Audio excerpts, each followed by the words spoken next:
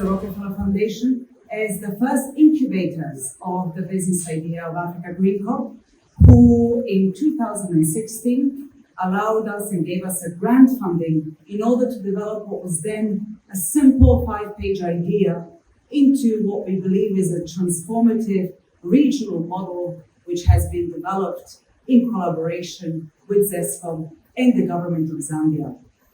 I also wanted to, of course, thank all of you present that were part of the journey, inevitable and valuable part of the journey. SADC, which is represented here as well, through their funding via the Development Bank of Southern Africa for our facilities study in preparation of our business model. I want to recognize as well, of course, the members of the Norwegian delegation and all the support we have received to date. I want to recognize personally Andy Hertzowitz, who just walked in and who used to head Power Africa, and who was the first person that I contacted via LinkedIn in 2015. And I said, Andy, and I didn't know him, I have this crazy idea, and I think you are just about to run Power Africa. What do you think? And he said, why don't we meet and you can tell me about it? And I thought, this is Christmas come early. I'm actually going to meet him and his team and tell him about Africa GreenCo.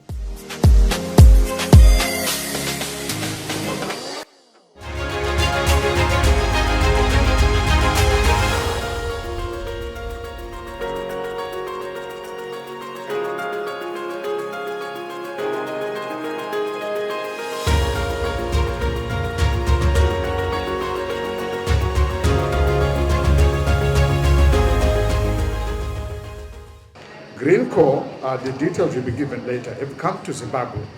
They've been in Zambia. They came to Zimbabwe to leverage investments in IPPs, in particular for renewable energy. What that means is that in our case, Zimbabwe is a very, very enterprising nation. In a matter of a few years, when this idea of solar PV solar projects was conceived or introduced to Zimbabwe, there already have been 104 licensed IPP companies to provide various sizes of solar energy, which would have avoided all load shedding, all imports, and in fact promoted exports. Altogether, in fact, we have almost 7,000 megawatts of licensed IPP projects, most of them solar. Very few of them have seen the light of day. This is because the investors, most of them are offshore investors, very keen on Zimbabwe. They require a government guarantee to underwrite the performance of ZETTC as an off-taker. So these projects are anchored on what we call a power purchase agreement. But it carries three vectors of risk. The first one is called the capacity risk, and that risk speaks to the capacity of ZETTC to be able to pay for its commitments on a power purchase agreement with an IPP company. But as long as we've always had, regrettably, a tariff that was not cost reflective, none of the 104 projects could move forward. I am so grateful, Honorable Minister, for the efforts yourself and your distinguished and honorable colleagues have made in the past few months to deliver a cost-reflective tariff. So there is now already a flood of investments, current ones, past ones, and even new ones that are coming to Zimbabwe to invest in the energy security of our country.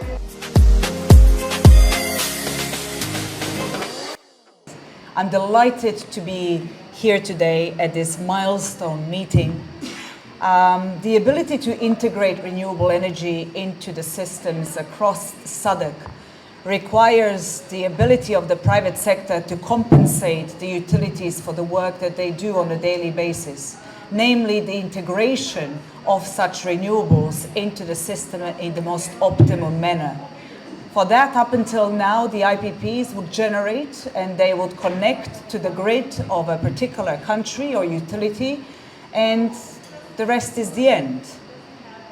If we are to open up the markets, leverage the Southern African power pool, which sits at the heart of Zimbabwe, and bring new investment into private generation in Zimbabwe, the utility has to be compensated for their services, meaning system operations to ensure stability of the system and easier integration of the scale of renewables that has to come on board, and secondary, use of system, meaning wheeling across the system that the utility owns.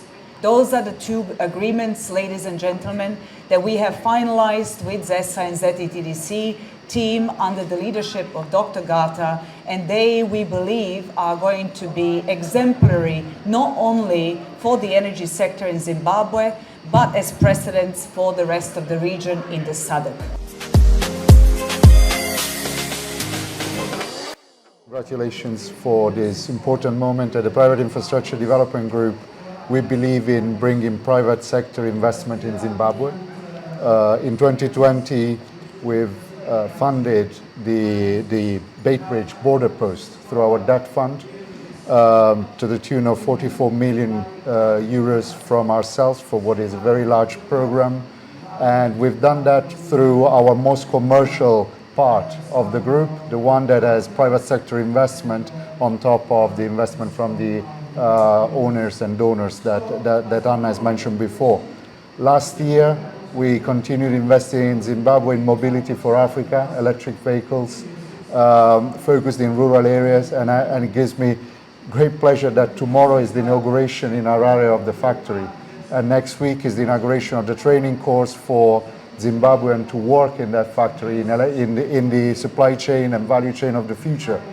But we're committing to the electricity sector in Zimbabwe and in the country, and that is why when we invested in GreenCo, for us it was always very attractive, the fact that it's not just Zambia, but it's Zimbabwe as well, and it's the region, and it's the Southern Africa power pool. It's a very important step today. We congratulate the leadership of the minister and the leadership of the Zimbabwean institution and GreenCo. So thank you very much.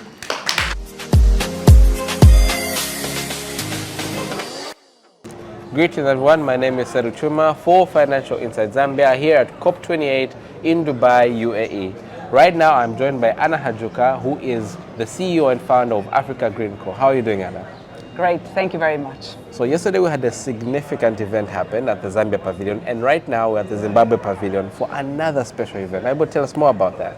Thank you very much. So just now we managed to sign two agreements with ZESA and ZETDC, which are the System Operations Agreement and the Use of System Wheeling Agreement, allowing us access to their transmission and distribution infrastructure as a new buyer of renewable energy in the country. This follows from the recent approval of our local Zimbabwean license in October this year. So it's a major milestone. It was a fantastic collaboration between us and ZESA and ZETDC, and we were delighted to have achieved that.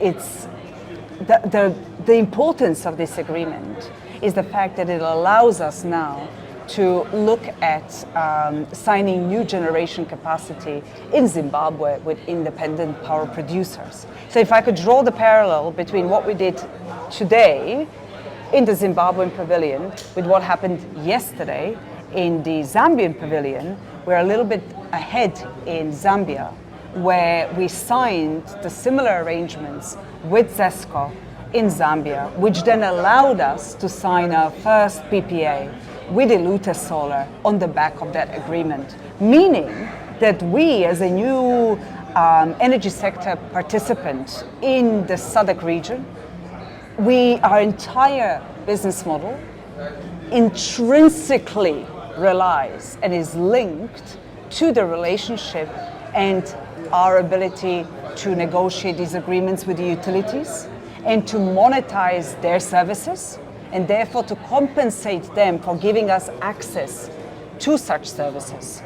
And this showcases the importance of having to take the utilities with us on this decarbonization and transition journey. Too often, the utilities are portrayed as the bad guys in the room, and that is not true. They're dealing with significant challenges, whether it be in Zambia, Zimbabwe, or other countries. The models are changing. Their liabilities are heavy. The cost reflectiveness of tariffs hasn't been there for many years in many countries. And of course, the fiscal of the countries usually has to bear the brunt of the power purchase obligations by the utilities. We are headquartered in Zambia, but we have activities in Zimbabwe, Namibia, and South Africa. There can be no journey towards open access, towards the ability of the private to private supply through the use of the infrastructure of the state utilities without such agreements in place and without our appropriate monetization of their services. I would go as far as to say that the entire decarbonization journey relies on it. It's time for the marketplace for electricity to grow. The Southern African Power Pool is already there. We are a member of it. And truly these agreements put in place a methodology through which the entire framework of compensation, of integration of intermittent renewables in a more systemically reliable way into the networks of the countries in the SADC region is being opened and is being shown as a possible route to scale of the much needed new supply. So we are extremely excited.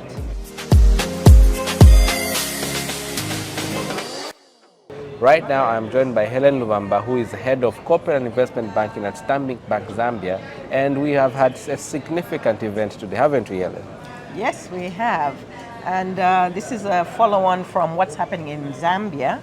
We've had a follow-on in Zimbabwe, where Africa GreenCo, a client of ours, has just signed a significant deal with the Zimbabwean utility companies, offering effectively signing their services and bringing the model for credit enhancement for IPPs into the Southern African Power Pool. Also, you play a significant role being financiers as well, and you mentioned that they're your clients. Yes. You've been making significant strides with regards to climate finance. Are you able to tell us more about what you're doing and how this is evident with this deal? Okay. So yesterday we had a similar signing with Zambia and ZESCO with GreenCo, and I think what this does is it gives assurance to independent power producers to be able to participate in supplying power, particularly renewable power, because Africa GreenCo deals specifically with renewable power.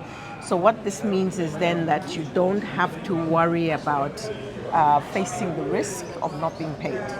Because what Africa GreenCo does, it acts as an intermediary, providing guarantee to the IPPs to get paid. And they have been backed by significant funders. You heard in there the Norwegian government, the British government, Infraco, and various other private sector funders put money in there. So there's a fund available which allows independent power producers to be able to supply the power without worrying about being paid. And if there's any shortfall or any act of default, Africa GreenCo then steps in to ensure that through the Southern African Power Pool, they're able to recoup the funding that's required to repay the funding that they've advanced to the IPPs.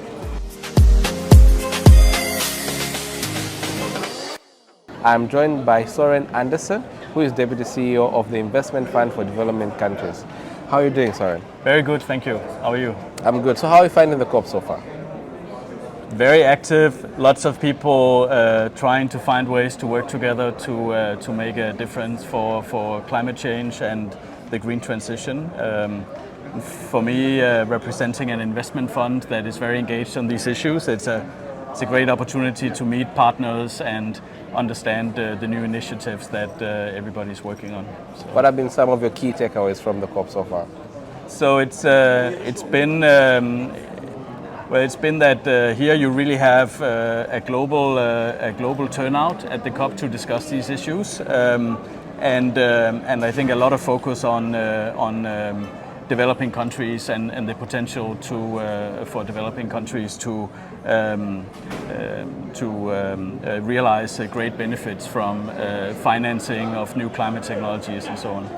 Also, you're here at the Zimbabwe Pavilion for a particularly special event. I will tell us about that. Yeah, so we have for a number of years supported an initiative or a business called Africa GreenCo, together with some other infrastructure investors. We are Denmark's development finance institution, as you mentioned before, and we have invested in this company that is looking to make it more feasible for investment, private investment into renewable energy generation in Zambia. What we are doing here at the Zimbabwe Pavilion is that the company is signing an agreement with Zambian partner institutions to open up access across the Southern Africa regions for the trading of the power generated by the companies in their network. And that's very important for them, but I think it also is very interesting for Zambia, Zimbabwe, and other countries in the region. So that's really amazing. Thank you so much for your time, Sorry. Thanks a lot. Thanks for your time. Right now, I'm joined by Solveig Tangen, who is CFO of NABA. Solveig, how are you doing? Good, thank you. Thank you for having me. Glad to have you. So you recently visited Zambia with a delegation. Are you able to tell us some of your key takeaways from there and your experience? Yes, well, thank you. So yes, we went to Zambia, is it now 3 weeks ago, with a quite big business delegation. We had about 25 companies joining us for 3 full days in Zambia. So the main theme for those days were renewable energy, but also the EV battery value chain, looking at the whole mining value chain to see the possibility with a potential Norwegian offtake on EV for battery production, and see how will that look like with as much local production as possible with processing in Zambia. So we had a very nice visit to the first Quantum Minerals copper mine, extremely impressive, and had a lot of meetings in Lusaka with the government. We had a meeting with the president, the MD of CESCO, and it was a very, very positive vibe amongst the companies and investors joining the business mission. That's really amazing. You're also at the Zimbabwe Pavilion currently. Are you able to tell us that special event that's brought you here? Yeah, so that's with Anna, of course, our good friend, and African GreenCo being a member of NABA, and we are here to support our members. So that's very important. So we're trying to bridge the gap, change the narratives, and support the best we can. Thank you so much. So Thank it's you so been much. a pleasure having you. Enjoy your COP. Thank you so much. Yeah.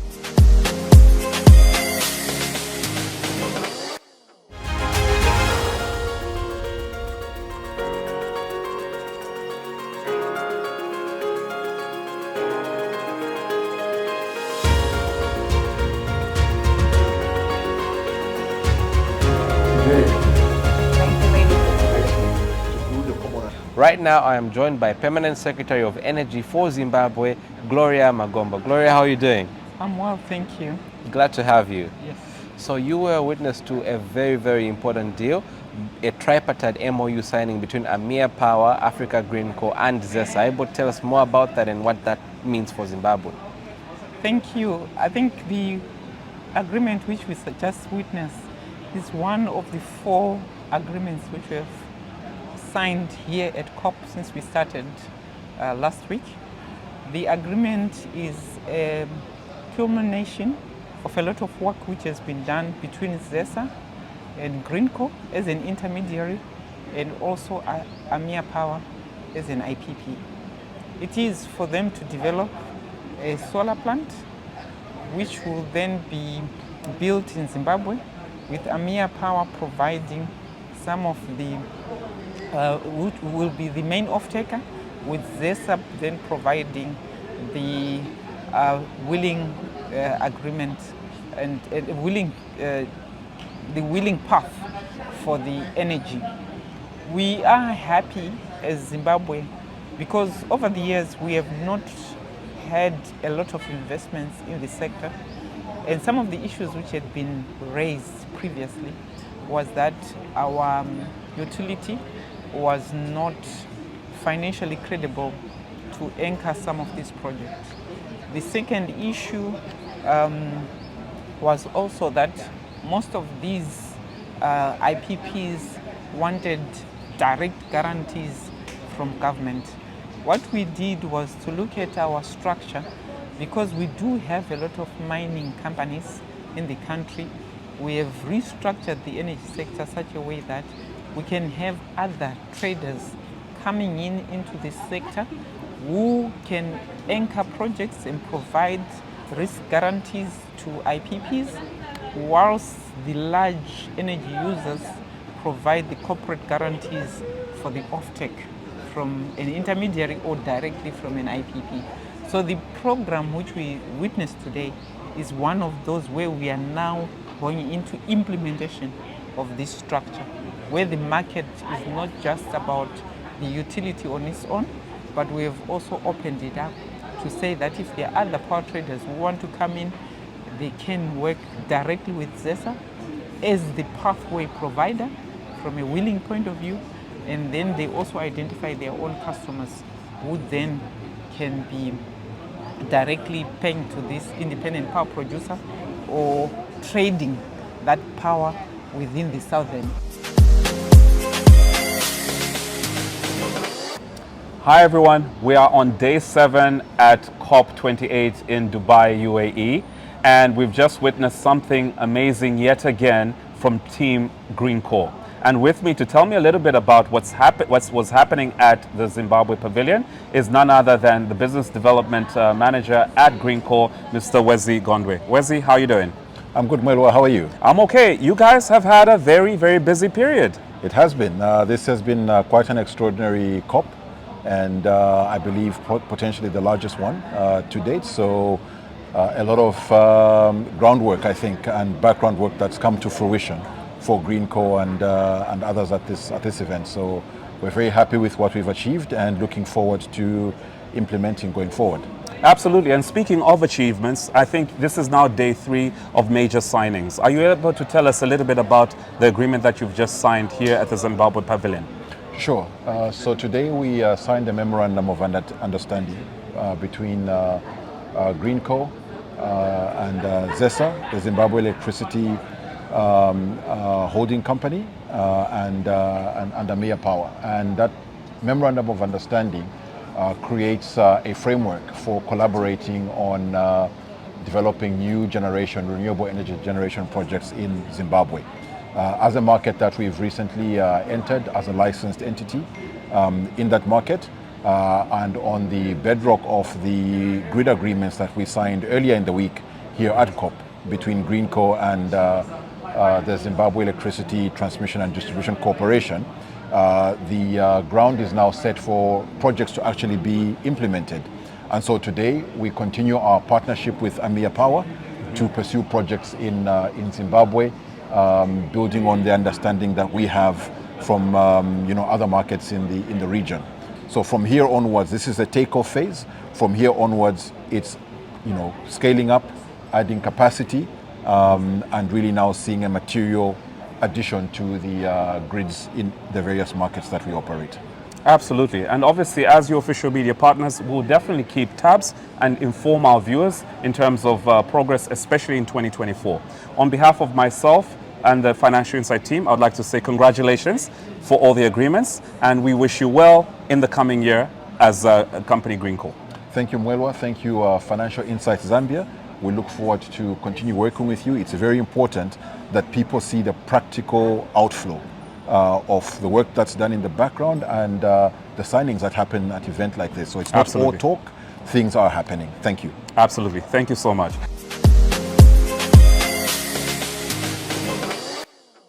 Greetings everyone, my name is Cedric Chuma for Financial Insight Zambia here in Dubai, the UAE, which is the venue for this year's COP28 conference. Financial Insight Zambia was privileged to be at the conference, giving coverage to several private sector clients of ours who are here. We also got to see several landmark announcements. Locally, we had the announcement of 100 initial mini grids, which was announced by the president in conjunction, the president of Zambia, in conjunction with the president of the Rockefeller Foundation. We also saw significant deals. Firstly, the very first green bond ever issued in Zambia, $200 million by CEC. We also saw a significant deal with regards to PPAs between GreenCo and Ilute Solar as well as Serengeti Energy. That was some of the key highlights that happened with regards to our local news. And for the COP28 conference, this was a very special conference in that it's the very first conference with a global stocktake. What this simply means is there was a pooling of data to look at where we are in terms of the climate crisis and what gaps need to be addressed. It shows that we are in an unprecedented climate crisis, but we have a lot more work to do. The climate crisis affects every one of us, regardless of where you are, who you are, or any kind, and we only have one planet. I think that was something that really stood out from the global stocktake, and that more needs to be done. The other big news was, of course, the loss and damage fund, with pledged funds to actually help the damage and loss caused by climate change, and that's been a very significant step. More needs to be done with regards to that one as well. So it has been a very, very fruitful COP, and we were also privileged to cover Stanbic Bank Zambia, to cover FNB Bank Zambia, to cover WWF and Africa GreenCo at this year's COP28 conference. Financial Insight Zambia continues to deliver, continues to provide relevant news up to date on the COP28 conference as well as on our clients' activities at the COP28 conference. Financial Insight Zambia also takes this particular opportunity to thank our amazing sponsors, namely Africa GreenCo, the WWF Zambia, FNB, as well as Stanbic, who are our core clients, and we are very excited for the continued growth of all our clients, and we'd like to thank them for this opportunity to offer Financial Insight Zambia services. We also would like to thank every other party that has helped get us this far and helped us execute a very, very fruitful COP28 conference coverage. Keep everything glued to Financial Insight Zambia media platforms and our website. Thank you so much for watching, and get to know.